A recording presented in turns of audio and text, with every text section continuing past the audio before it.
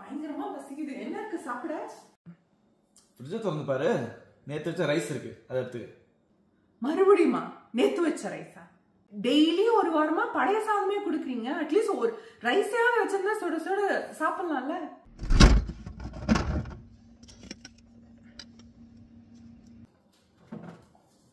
டெய்லியும் பழைய சாதம் சுட சுட சாப்பிட்டா எப்படி இருக்கும்? நீ தானே சொன்ன டயட்ல இருக்கேன், ஏதாவது ஹெல்ப் பண்ணுங்கன்னு. இதுக்கும் அதுக்கு என்ன சம்பந்தம்? ரைஸ் வைக்க மறந்துட்டீங்க. உங்க சோம்பேறித்தனத்தை சமாளிக்க இப்படி ஏதாவது ஒரு கதை விடுறீங்க. டயட்டை பத்தி இவ்வளோ ரிசர்ச்லாம் பண்ணிட்டு இருக்க, இதை பார்க்கலையா நீ? நான் டயட்ல இருக்கணும் ஆனால் ரைஸை விட்டு கொடுக்க முடியாது அப்படின்னு சொல்றதுக்கு இந்த டிப்.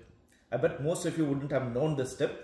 இதை உங்களுக்காக இனியா டிவியில் ஒரு லைக்கை தட்டுங்க, சப்ஸ்கிரைப் பண்ணுங்க, ஷேர் பண்ணுங்க. பழைய சாதத்துக்கும் புது சாதத்துக்கும் ஒரு டிஃப்ரென்ஸ் இருக்குங்க. புது சாதம் சுட சுட இருக்கும், டேஸ்ட்லாம் அதெல்லாம் நல்லா தான் இருக்கும். ஆனால் அதில் ஸ்டார்ச் கண்டென்ட் அதிகமாக இருக்கும். நீங்கள் சாப்பிட்டது உங்களோட பிளட் சுகர் லெவல் டக்குன்னு ஸ்பைக் ஆகிடும். அதையே நீங்கள் கூல் பண்ணி ஃப்ரிட்ஜில் வச்சு அது மறுநாளோ இல்லை ஈவினிங்கோ எடுத்து சூடு பண்ணி சாப்பிட்டீங்கன்னா அதில் இருக்க starch content will be different and it's called resistant starch. அதோட பிளட் சுகர் லெவல் ஸ்பைக் பண்ணுறது வில் பி 50% லெஸ். ஸோ உங்கள் சுகர் கான்டென்ட் லெவல் கம்மியாகும்.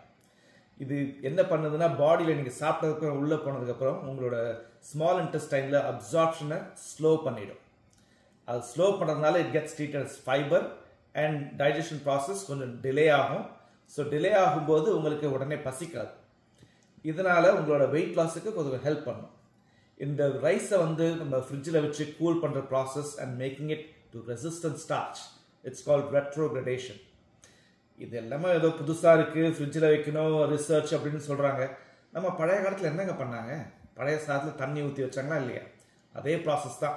அந்த கூல் டெம்பரேச்சர், தண்ணி ஊற்றுற டெம்பரேச்சர் 8 hours ஓவர் நைட் வைக்கிறது. இது வந்து will decrease the starch content by making it resistant starch. So பழைய சாதம் இஸ் நவ் இன் அ புது கான்செப்ட். ரைஸை ஃப்ரிட்ஜில் வச்சு சாப்பிடுங்க, அவ்வளோதான். இன்னொரு டிப், நம்ம பழைய காலத்து மாதிரி குக்கரில் ரைஸை வைக்காம நம்ம சாதத்தை வடித்து எடுக்கிறது, அது இன்னொரு அட்வான்டேஜ் தான். ஏன்னா நீங்கள் வடிக்கும் போது அதில் இருக்க ஸ்டார்ச் முக்கால்வாசி வந்துடும். அதுக்கப்புறம் நான் சொன்ன மாதிரி நீங்கள் ஃப்ரிட்ஜில் வச்சோ இல்லை பழைய சாதம் மாதிரி தண்ணியை வச்சோ இது பண்ணலாம். ஆனால் தண்ணியை ஊற்றி பண்ணுறது பழைய சாதம் மாதிரி ஆகிடும். அது நீங்கள் தயிர் சாதம் மாதிரி தான் சமைச்சு சாப்பிட முடியும். ஃப்ரிட்ஜில் வச்சு சாப்பிடும்போது நீங்கள் கேட்கலாம், மறுபடியும் சூடு பண்ணி தானே சாப்பிடணும், சூடு பண்ணும்போது ஸ்டார்ச் வந்துடாதாங்க. அது வராதுங்க.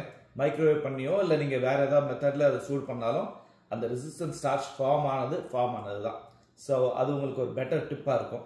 இன்னொரு டிப் என்ன சொல்கிறாங்கன்னா, நீங்கள் சாதம் வடிக்கும் போதோ இல்லை வைக்கும் போதோ கொஞ்சம் ஆயில், ப்ரிஃபரபிளி கோகோனட் ஆயில், அது போட்டு வச்சிங்கன்னா அந்த ஆயில் ஒன்று ரைஸை வந்து ஒன்றோடு ஒன்று ஒட்டிக்காமல் பண்ணோம். ஸோ ஈஸியாக போல உதிரியாக வரும். இன்னொன்று அதை நம்ம ஃப்ரிட்ஜில் வச்சு சாப்பிடும்போது அது ஒரு டிஃப்ரெண்ட் கோட்டிங் கொடுக்குது. அதுலேயும் ரெசிஸ்டன்ட் ஸ்டார்ச் ஃபார்ம் ஆகிறது நல்லா இருக்குன்னு சொல்கிறாங்க. அது எந்த அளவுக்கு தெரியல, பட் ரெசிஸ்டன்ட் ஸ்டார்ச் கண்டிப்பாக ஃப்ரிட்ஜில் வைக்கிறதுல ஃபார்ம் ஆகும். It will delay your digestion process.